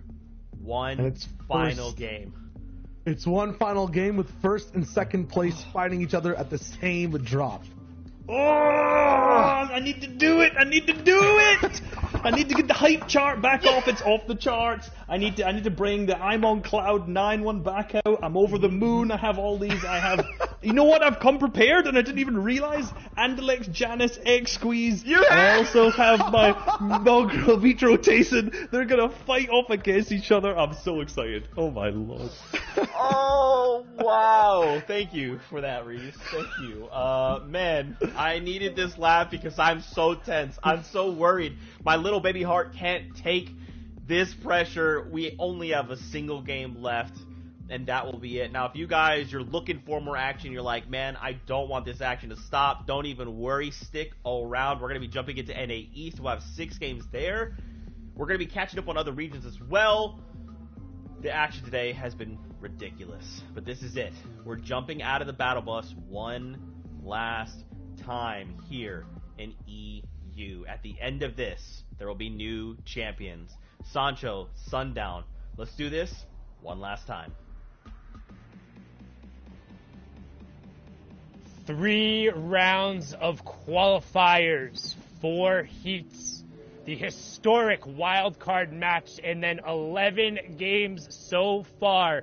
And it comes down to this. One final moment, and despite only 8 points in their last 4 games, FaZe Mongrel, Liquid Metro, and E11 Tayson hold on to a 20-point advantage over the rest of the field. The question is, in this final opportunity, this final match, can Andalex, Janice, NX Squeeze, or Rasco, Cammy, and Artur unseat what have been the undeniable kings of Europe so far? My name's Sundown, joined here by Sancho West, and we'll be bringing you the final game right here, right now, and we're going to kick it off where else but in Sweaty Sands, with 1 and 2 standing toe-to-toe, mouth-to-mouth in the ring at one of the strongest POIs, but not a vault in sight, just some good old-fashioned Fortnite. May your builds be strong, may your shots be true, and may your journey end with the ultimate victory royale. But this is going to be a baby victory royale. This right here, this engagement going down in Sweaty Sands is going to determine the FNCS Trios Grand Championship. It's going to be crazy. At the same time, though, if 1 and 2 hurt each other so aggressively, that opens up the door for Raxo, Pammy, and Artur to snake away that grand championship. It's all or nothing right here, the top 3. And I just like this, that it's just so crazy that the opening moments, the drop spot, could determine your fate. But a key thing, and we saw it at the start of the game, zone pulled to this side. The onus to go and take the fight is on Andalex, Janice, and Duck on top. The MCES duo in the wave player need to go and find them, because if Metro, Mongrel, and Tayson just slip into the middle of the zone and are guaranteed to get into this late game situation, that's it. That's done. You're not going to catch them by outplacing them. They've done incredibly well when they've made it into those mid and the late game situations. They need to go find them and not let them slide into this horde and disappear into the shadows and claim that #1 spot. And we have seen that Mongrel and that trio love to kind of park themselves underneath that tower. We've seen it in the very openings of the grand finals. Andalex, Giannis, and Xweez being right on top of Mongo, Mitro, and Tayson. They kind of neighbors in this fact. And you're right. That is why Giannis is so far out there. He's in the pond. He's going to be as if like he's a scout, making sure that he's going to be the first person to be like, yo, Mongrel is coming. Mongrel is coming. Tayson and Mitro are coming. He's going to ring that bell for Andalex and Xweez to stop looting. But look at this. The flopper plays. I like it. They're trying to get as many fish as possible, knowing the victory round, the bonus 5 points, every single aspect matters. But just keeping an eye on the bottom right-hand corner, there's not a triangle in sight, when typically there's at least 1 or 2 other trios in this area who are doing scavenger routes. To me, that's trouble for this group. That means there is so much more room for Mongo, Micho, and Tayson to just go find space and disappear. Because every second that they're not on the right side of that elimination feed, they have an opportunity to just stretch that lead. But the Dark Horse and the Surge, not a prediction in sight, but they say they don't care. Roscoe, Gamakami, and Artur have stormed up the leaderboards with 111 points just so far today, 153 total, and they're currently sitting in third. You gave me a lot of awesome high premium gas, and they're going to need that premium gas because they have a long trek as they're going to go coast to coast here, and it's so treacherous, it's so dangerous. A bad rotation, a gatekeeping stance from another strong trio. Again, the EU region strong in trios. I mean, we saw those in the stats. The stats don't lie when it comes down to it. Numbers don't lie.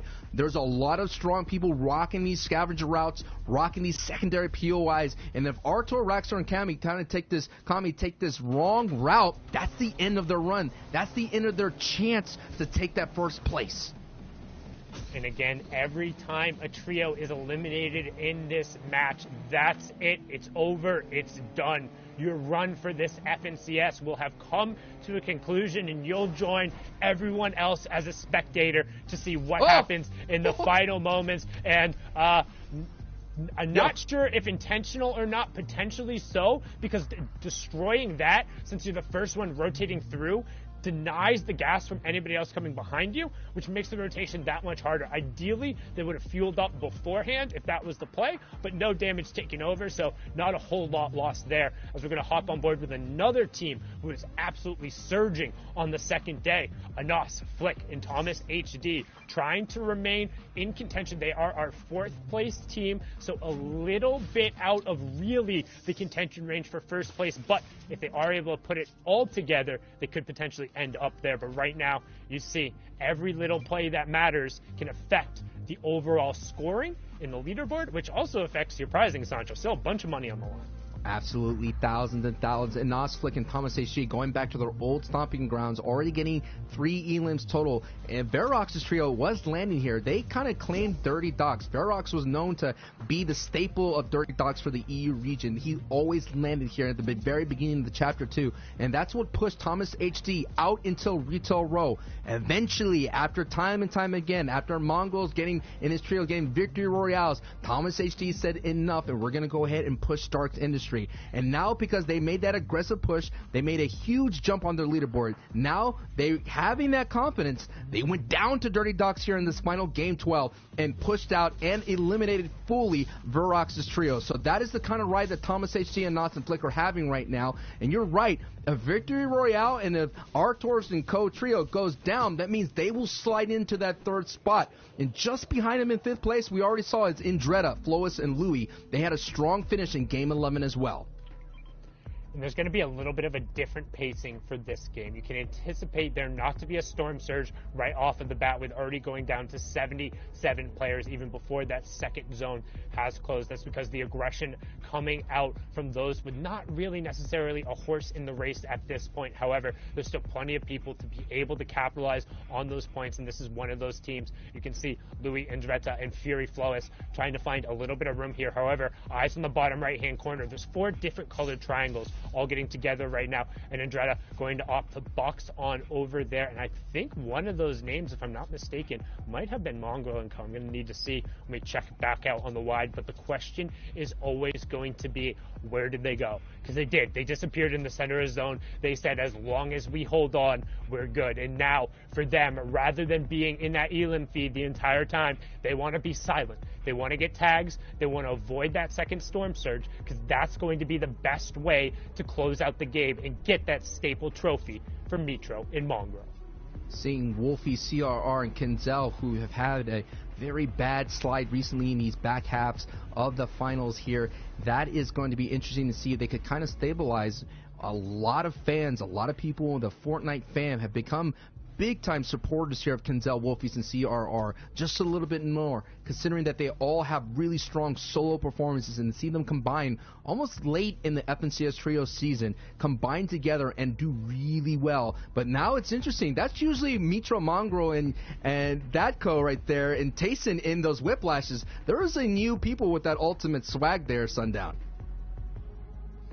Yeah, but it's somebody who's familiar with the Mark 51s themselves there. As you can see, Gamma, Moraine, Lenouf, and Jaspe rotating a little bit ahead of them, but flicking on over. The fight, they're just underneath, and this is the position we've talked about before. No. It's the bottom of the hotel. It's getting into that upgrade bench. I don't want to say a hot take, but I don't know if this is the right call right here. Keep an eye on his number of materials. And with the zone closing, he just went from having about 90-plus builds opportunity down to 30. He's going to spend the rest of this time farming. Granted, the Epic Shotgun is so huge, but if I'm Mongrel right now, I don't ever even want to be firing that. I don't want to be anywhere close to in shotgun range with any other player. I don't want to have to be hitting these really loud and obnoxious metal and brick builds, because so far, in the past 4 games, every single time my name has appeared somewhere else, somebody sees my skin, or anybody's even remotely close to me, it's a literal dinner bell where everyone is yelling, it's buffet time,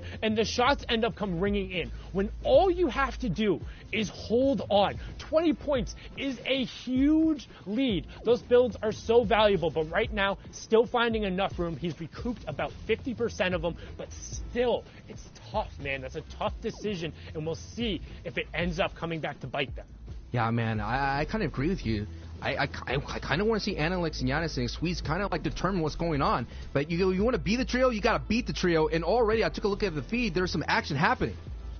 But you can see the top right-hand corner, they're 35 damage below Storm Surge right now. Granted, there's still 90 seconds to figure it out, but they're going to have to expose themselves for shots. You can see both Micho and Mongrel are busy farming right now. That's another thing that goes into it. They have to make up the mats from the upgrade. That's going to put the onus on Tayson to find those AR shots. Granted, he's very good at it, and the threshold isn't that high, but as we've seen in this final game, odds are good people are going to play safe for those last kind of moments, and you can't rely on somebody else breaking the surge for you.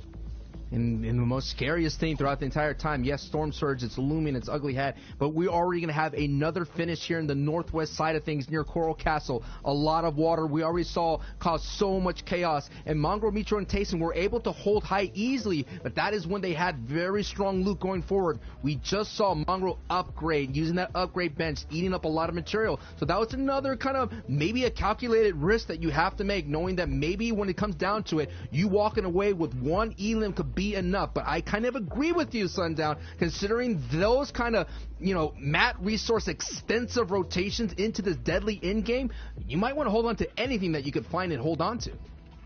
And for those who are unfamiliar with Storm Surge, as it could potentially become so key very quickly, it punishes the most passive players in the lobby when we are above a certain limit. So for zone number 3, aka in 14 or more seconds, the players who are below the threshold, as you can see currently sitting 26 below, will take 25 damage every 10 seconds. They have to find an AR shot here. The damage is going to start ticking through, and because they were on the scavenger route, they don't have the excess utility to necessarily get it. They're 1 damage below. This is possibly the most important AR tags of Mongrel's career right now. He has to find a target. The damage is coming through. Keep an eye on that shield bar. It's 25 every single time. Down the 40, there it is. But he finds it. He gets the headshot. 39 damage above. 149 above now as some rifle shots above. And we talk about every single shot, every interaction mattering. Sometimes it's a singular bullet, and FaZe Mongrel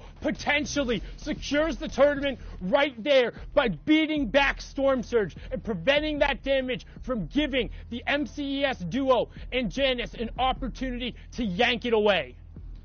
Oh my goodness, the intensity. Just beaming, you're just hoping that they could hit it. All the Mongrel, Mitro, Tayson fans out there, no doubt putting that energy right behind that energy beam, and it was holding on tight. And now look at this rotation. It's going to be so dangerous to make. You're going to have to go ahead and go all the way across the beach, all the way across this water, and already Andalex and Giannis and X-Squeeze realize that, and they're gone. The question is, does Mongrel, Mitro, and Tayson moving out? And we might have a clash on this rotation between number 1 and number 2. It could all go down in these moments right now. The Grand Championship is up for grabs on this treacherous aquatic rotation. Here we go, Sundown. It's about to happen.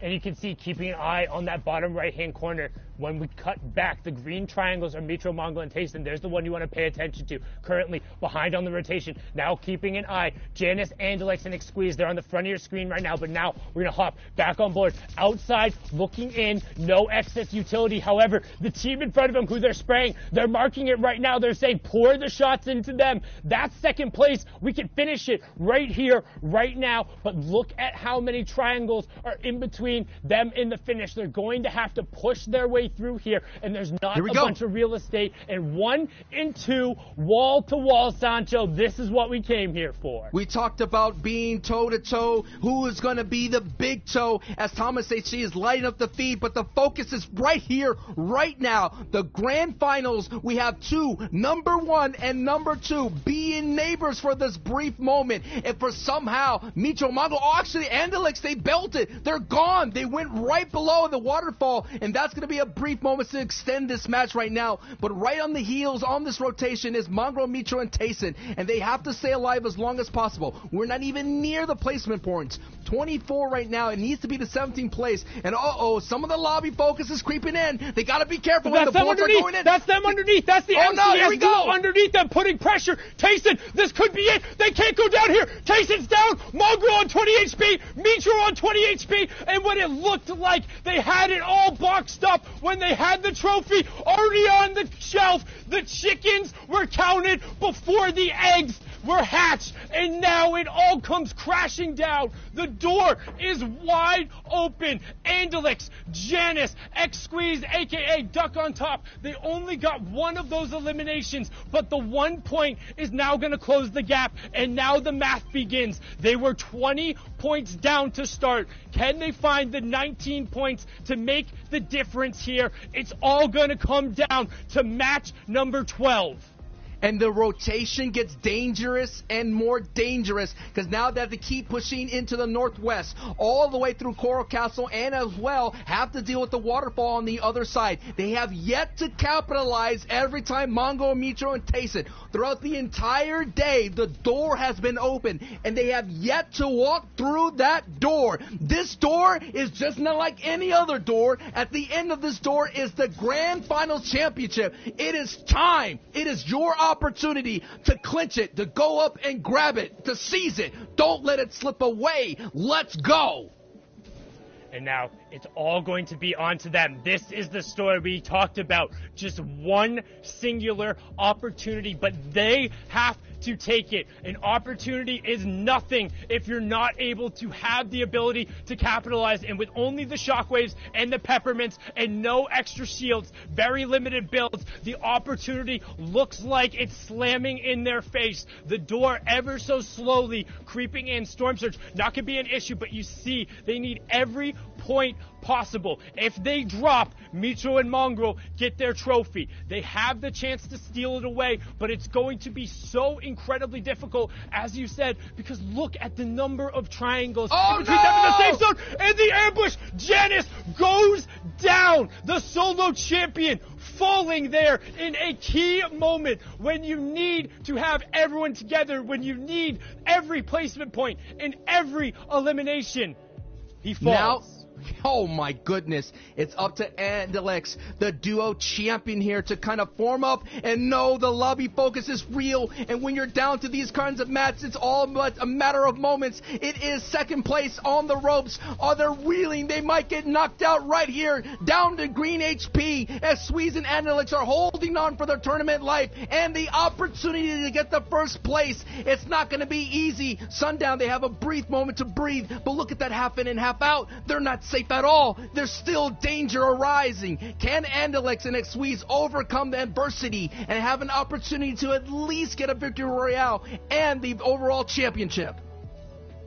They need the space, and we talked about being fortunate to even have an opportunity, but you have to be able to capitalize, and right now, they aren't getting that chance. There's too many people in between them. They don't have the resources. They have to find a key refresher, and right now, a smart path to go forward a little bit and over the side, but as you called out right there, 7 builds, Sancho. 7 builds, 21 HP, and a dream of first place, and an Axe of Champions as they begin to rat through the catacombs, but each door you break could potentially potentially have a surprise on the other side, especially as you creep in, and we can see the yellow tiles right through the side, but Andalex recognizes their door opens up. They can't take any fire. There's no excess shields, and this is the tournament right here. Mitro, Mongrel, and Tayson have been dropped. We're getting closer to placement points, but the only trio with a mathematical chance of catching them has their back against the wall, nay, the wall, a massive mountain, as currently 21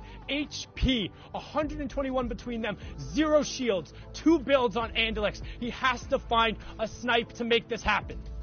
One pump shot, one edit is enough to knock out Andalex and Squeeze, and that is why they're hoping. But look, Zone says, you know what? No way. You're going to have to go up the waterfall. Now, all of a sudden, we're at an all-time high in danger. The tournament right here is at stake. No doubt Mongrel, Mitro, and Tayson are happy, and this could be big. This could be big. This could be that refresher that they need. Let's see what that Squeeze finds. A brief moment just to relax and just breathe a sigh of relief here, but they're not done yet. They got a lot of work to do as they're unable to clean up that knock. Oh, and a bad shockwave! Bad shockwave separates Andalex and Duck on top, and this is horrible because Andalex has no build. No! We talk about being a fish out of water. He's a fish in the water, and now he's done. It's all going to come down to X Squeeze, but they're into the placement points. It's a survival of the fittest, and how fitting. The story of EU has been the Lone Rangers and the clutch opportunity. X Squeeze with the opportunity to rise here and to make it a historic moment. 34 players remaining, 16 trios left, but he has a pump, a epic burst, 10 builds, and a dream, and the dream is quickly dwindling like a candle. He tries to find a little bit of space, but it's not going to work right now. Zone is closing in. He needs a refresh. He doesn't have the tools to win the game with 4 more builds. Oh no! Somebody in his box! He finds the box. Siberian Jake could be the gift that he needs. The damage still coming through. 43, 10 HP, and he's down. It's it. It's over. They don't rise to the occasion. Mitro and Mongrel get their first keystone victory right there. Tayson combines as well with his solo invitational one, and we're going to ride out the final moments to see who can move up the leaderboard and earn themselves a little bit of cash. And that is a strong opportunity for Andretta's trio. They've been silent throughout the entire day. They're in 5th place, and Andretta gets taken down, the lead slayer of that trio. So that's going to be an opportunity. So see who's going to get that game 12. It's all a matter of just technicality at the moment here, and we will be able to soon crown our grand finals champion. But let's see how this one rides out. We've had a month of intense FNCS trios competition. Let's see who gets the last victory royale before we close it down here on the EU side of things. And yes, a nice pickup right there. Who's going to be able to build on it? And a nice knock right there for Dwaja, Swag, and Snap. This is going to be a nice opportunity, though, to build on their success and an opportunity to get that victory royale. Yeah, and you want to push yourself up the leaderboard because, again, we've talked about it. There's always prize money on the line, and we've seen it plenty of times. Crew in the final game, World Cup Solos, 66-6, a monstrous performance, and who can take advantage of it? Let's see the names in the lobby. Who's still on their feet? Moraine is still up as well. On the backhand side, you can see Karma and Cartoon trying to get, or Legends and Cartoon, trying to get a little bit more room as well. 4 trios remaining, as we can see who can steal away the final moment and get a little bit of that screen time, get that 12th game victory royale, and it's looking good for Dwa as he also has 3 floppers in the inventory. He's going to open the edit for his teammate, and it's going to come down to a 3v2 here. Here it is. That's Swag, Miro, and Snap right now. Swag, Snap, and Miro trying to hold on as much as possible. It's coming down to the final moments here in Game 12. Going to go up, and there it is! Swag and Co. get the victory royale. And what a great way to end here for Game 12. But the story, the unbelievable finish, the race between 1 and 2, Sundown. Oh, my. Swag, Snap, and Miro stole game number 12 there at the end, but it was a tale of holding on through the first 6 matches, averaging over 25 points a game, getting stonewalled at the end, but finally, FaZe Mongrel, Liquid Mitro, and E11's Tayson will get that victory. It didn't matter if the Horde in Europe tried to hold them back. They were unable to dethrone the Kings, and they will sit high atop their perch. And wow, what a way to close it out. Thank you guys so much. I had an amazing opportunity and a great time casting the entirety of EU this month. My name's Sundown. I am Sancho West, and Mongrel's trio of Tayson and Mitro are the crown jewels of the EU region. Thank you so much. Thank you, Sundown. Thank you, everybody on the production side. Thank you, Fortnite fam. Zeke, Reese, Shio, thank you as well. You know what, Sancho? Thank you. And thank you, Sundown. Thank both of you. Massive congratulations, Mongrel, Mitro, Tayson, Reese. They did it. They did it. You know, I wrote 2 cards in preparation for today. I wrote my Andalex, Janice, and X Squeeze one. My pick. Okay. You know, I was backing them, but obviously I also did Mongrel, Mitro, Tayson, and this is the only one I drew a little 1 on. With a 1 before the day started, and it seems to have come through. Huge congratulations to Mongrel, Mitro, and Tayson for picking up the first place. And it was done in a way that we haven't seen before, in the way that they adjusted on day number 2. It's very hard to have a lead and then hold on to it the entire time and end up winning at the end. Off spawn was a nightmare for this trio, but they did it at the end of the day. 194 points, the best decisions, and $111,000 for that big win. You know, their first day was so dominant, in particular, this first game on this day as well. And then, you know, as soon as they got contested off spot by Flickanas and Thomas HD, kind of threw total spanner in the works, but they made the right plays by moving over to Sweaty Sands and getting that victory royale. Something we did see there also is that Flick, Anas, and Thomas HD have moved up into 3rd place as well. These guys started the day in 17th. 17th. That is a whole 3 pages of rise, a whole entire amounts of top-tier trios that have to just abide by, pass by as well. In second to X Squeeze and Alex, these guys got to hold on all the way throughout, I think, both days almost at the top spot. On this next page, though, Kinzel, Wolfie, CRR, 135 points, 6th place overall. Every trio here, honestly, Reese, just deserves the incredible amount of support from the community and their placement overall. They played great to earn the top 10. They did, and a top 10 placement is fantastic at this level of grand finals. And, you know, got Benji, Mr. Savage, and Lecce there. The game before popping off second with 17 eliminations, and this last game not being able to find the Doom's card, unfortunately, it being a little bit away from Doom's domain all the way up at the north. But another thing that we could also pick up on there was Nate, Bobo, and Rojo. They came through qualifying through the wild card match, a complete wild card pick, and ended up in 10th place. Really, really consistent placement, and just shows that anyone who can qualify through can perform if they have the games of their life. Absolutely, all the way here from 11th to 15th place. More trios that put everything on the line. Noirix, Sniper God, Kira coming in 8th in their heat and 14th overall, just scraping by with a clutch top 5 placement in the heats, and now 14th overall, beating half the trios in the lobby. Safik as well, one of the people that I just found out about this FNCS in terms of watching the gameplay. The most clutch player I've seen so far in EU, next to those top 5 teams that we saw as well. Shockwave plays this guy was making in day number 1. Day number 2, clutch plays as well. Absolutely amazing.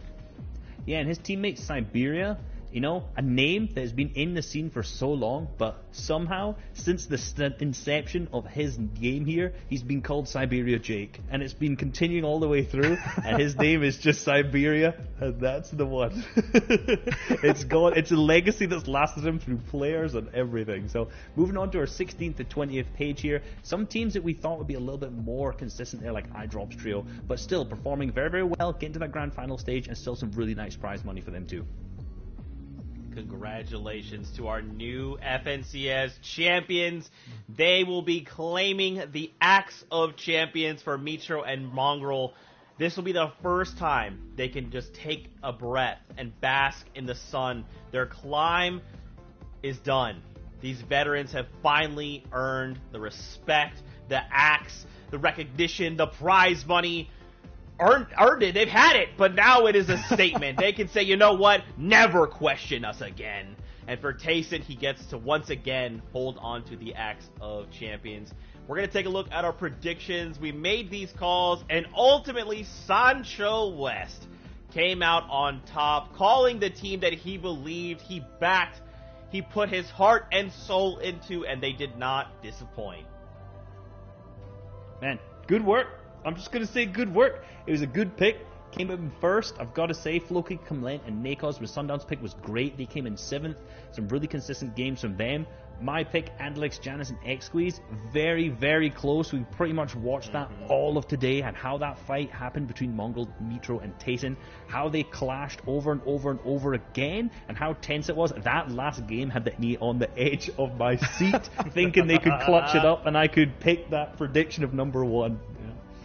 And in third place, too, Flick and Nas Thomas HD. They say third is the one with the hairy chest sometimes in some rhymes. I say that thirds are the one that clutch the best, because we saw some insane duo and solo plays both in day 1 and day 2 from that trio. Europe was just amazing. Absolutely. Fortnite fam, once again, if you want more Fortnite action, we're going to take a break, but when we come back, we're going to be diving into the last 6 games over on NA East. It has been a pleasure to bring you this action, to crown new champions, and just massive congratulations to everyone. At the end of the day, you have all made it this far. We love you, Fortnite fam. We'll see you on the Battle Bus.